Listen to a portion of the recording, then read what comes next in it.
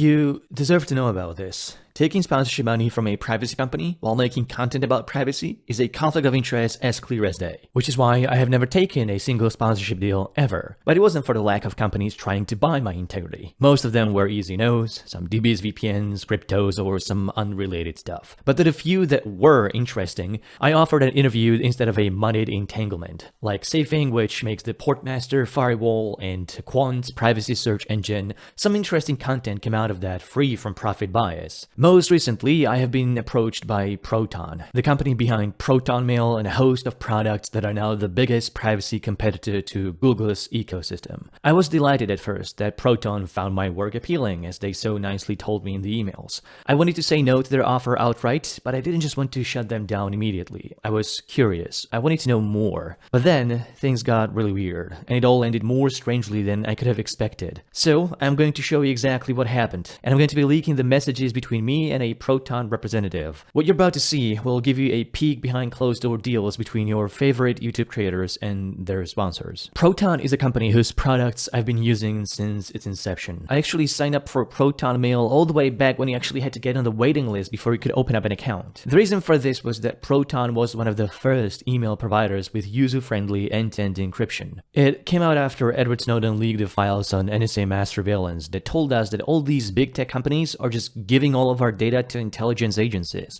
and end-to-end encryption was our only defense against mass surveillance. ProtonMail came at a time when we had few user-friendly end-to-end encrypted options. Signal was barely in its infancy, and no privacy option had any mainstream adoption. Proton was on its path to change that. It has since grown into a powerful empire of services. It's not just an email, it's also a VPN, a calendar, drive, docs, password manager, a crypto wallet, an AI assistant, and Proton acquired Simple Login, the app that generates email aliases, and Standard Notes, an encrypted note-taking app. In my privacy recommendations, I have always nudged people towards this compartmentalization principle. Needlessly complex word for a simple idea. Apologize. Don't put too many eggs into one basket. Proton's ecosystem of apps became sort of antithetical to that. I would still recommend ProtonMail, but I would suggest to use a different VPN so that you don't trust Proton with too much of your sensitive data. Or if you use Proton VPN, you should use Tuta for your email.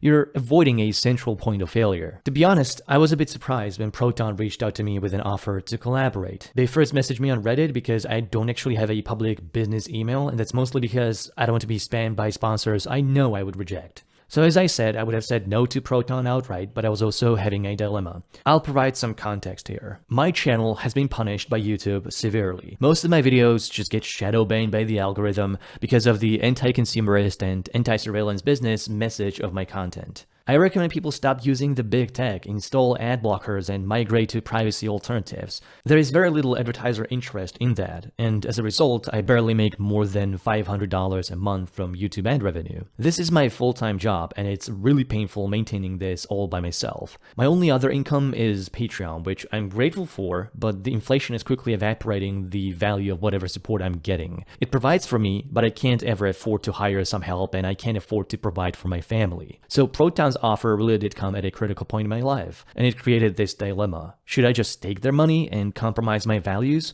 or should I stick to my principles but then risking quitting YouTube altogether because I just can't afford it anymore? The offer from Proton was hard to resist. Over an email exchange, I was told that Proton could offer an affiliate link with no conditions, no contracts, no demands. They told me the affiliate link would be for any of the products I identify myself with the most, and they told me that it would pay $70 per sign-up. Now, I don't know about you, but this is a staggering offer. In my head, I'm already doing the calculations. If I could get 100 people per year to use my link, it wouldn't be life-changing, but it would certainly ease the pain. But something at the back of my mind just didn't let me to say yes. It's so good. It scratched that part of my mind. Part that doesn't allow good to exist without condition. How could anyone ever trust my privacy recommendations that are based on hundreds of hours of research into the best available sources? I mean, if I had this link, I would be incentivized to make more content about Proton and how great it is and how you should use it. I want as many people as possible to use that link to make more money. Then there is this existential crisis for my channel, so what should I do? I asked my Patreon supporters this question. I wanted to know if I'm really the crazy one for refusing to take this offer. I got the permission from the Proton rep that I could share all these messages, so I posted the entire exchange in a podcast episode and expressed everything I felt about it. And I got lots of genuine responses. Some people told me I should just take the bag, but others sympathized with my morals, that the reason they support me in the first place is precisely because I'm not like the others, that I just don't take money and chill. To me, it was heartwarming to see that I'm not the only one thinking this, even though I am the only one doing this.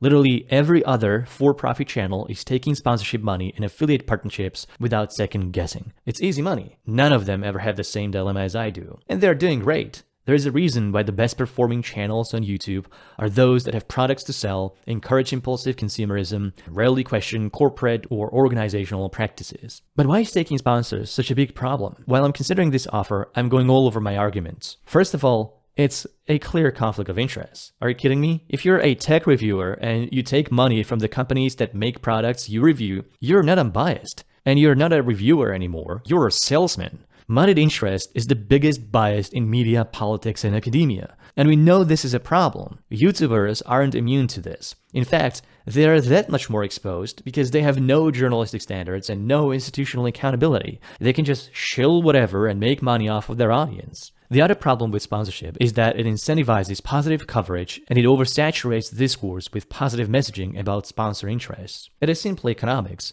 Sponsors don't want to fund content that is going to challenge their business in any way. They're not going to pay content creators that tell their audiences not to use that product or that criticize it in any way that could hurt the sponsor brands. The result is that when the vast majority of media and creators are funded by sponsors, all you get is sponsor-aligned content that drowns down criticism and negative views. I have criticized creators for taking these sponsorship deals, and they're all always in denial. They say things like they share values with their sponsors or that they believe in their sponsors, but it doesn't matter what they believe. The problem is that those that don't believe and don't share the values don't receive the money to make their content and balance the scales in the discourse. There is a reason why every big tech and educational YouTube channel is a techno-optimist, pro-billionaire, pro-corporate propagandist. So my response to Proton was decided by my morals. I told Proton that I reject their offer to pay me. But I also told them that I want to do an interview with them, that I would love to talk with Andy Yen, the founder of Proton, or anyone else from the team willing to do a long-form interview. The Proton rep had already told me that this is something they would be happy to do, and that they were not conditioning this on me accepting the offer. But once I sent my last email to Proton declining the offer,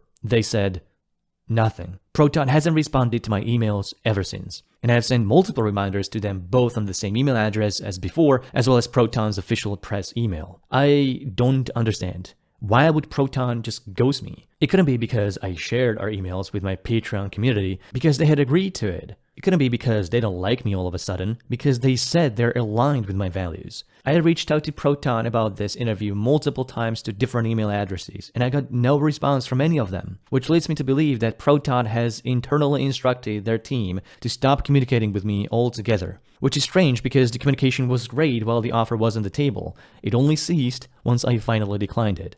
This didn't make the pain go away, obviously.